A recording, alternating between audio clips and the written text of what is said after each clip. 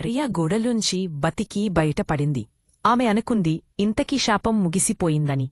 కాని హాస్టల్ ఇంకా తన రహస్యాలను దాచుకుంది. ఎదురుచూస్తూ అటిక్ ఎగువ గది తలుపు ఎప్పుడూ మూసే ఉండేది. విద్యార్థినులు దాని గురించి గుసగుసలు చేసేవారు. వార్డెన్ గురించి, దశాబ్దాల క్రితం వినిపించిన కేకల గురించి. కాని ఆ రాత్రి రియా మళ్లీ విన్నది. తలపైనుంచి వస్తున్న ఒక మృదువైన కీచు శబ్దం. భయం మరియు ఆసక్తి రెండూ కలిసి ఆమెను ఆ తలుపు వైపు నడిపించాయి. తాళం పాతది, దాచిపెట్టబడింది. వార్డెన్ నోట్స్లో సూచించినట్లుగానే ఒక డ్రాయర్లో ఉంది. తాళం మొదట ప్రతిఘటించింది, తరువాత క్లిక్ అని తెరచుకుంది. రియా లోపల అడుగుపెట్టింది. గది పొడి మరియు నీడలతో నిండి ఉంది. చానా పాత ఫర్నిచర్ గోడలకు ఆనుకుని ఉంది. చెదపురుగుల జాలాలు తెరల్లా వేలాడుతున్నాయి. ఆమె ఊపిరి తీసుకునే ప్రతిసారీ దుమ్ము గాల్లో తేలింది. ఆ సమయంలో ఆమె వాటిని చూసింది. వందల కొద్ది బొమ్మలు. వాటి కళ్లను గీతలు వేసి తొలగించారు. నోళ్లు తెరిచి ఉన్నాయి, కాని శబ్దం లేదు. మౌన కేకలతో ఒక మూలనుంచి గుసగుస వినిపించింది. రియా ఆమె వెంటనే తిరిగి చూసింది. ఎవరూ లేరు. కాని గుసగుస పెద్దదైంది. అది పైకప్పు కర్రల మధ్య నుంచి ప్రతిధ్వనిస్తుంది.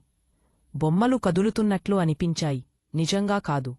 కాని వాటి కళ్లల్లో ఫోటోలలో చూసిన ఆ అమ్మాయిల ప్రతిబింబాలు కనిపించాయి. ఐషా, మిగతావాళ్లు. రియా వెనక్కి అడుగేసింది. పాత చెక్క ఫ్లోర్ చప్పుడిచ్చింది. అప్పుడే అటిక్ చివరలోని ఒక తలుపు తానే తెరుచుకుంది. లోపల ఒక గది ఉంది. గోడలన్నీ పాత డైరీస్ రికార్డులతో నిండిపోయాయి.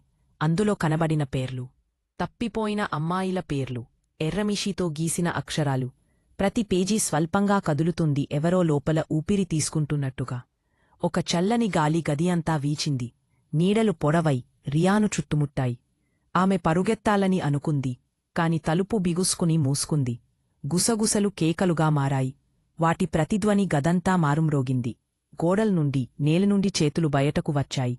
చల్లగా పొగమంచులా, కాని బలంగా ఆమెను లాగుతున్నాయి. నీడల లోపలికి. రియా కేకవేసింది.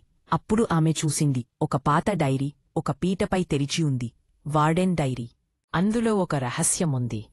శాపం నుండి తప్పించుకునే మార్గం. కాని దానికి మూల్యముంది. రియా తనలోని ఒక భాగాన్ని అక్కడ వదిలి వెళ్ళాలి.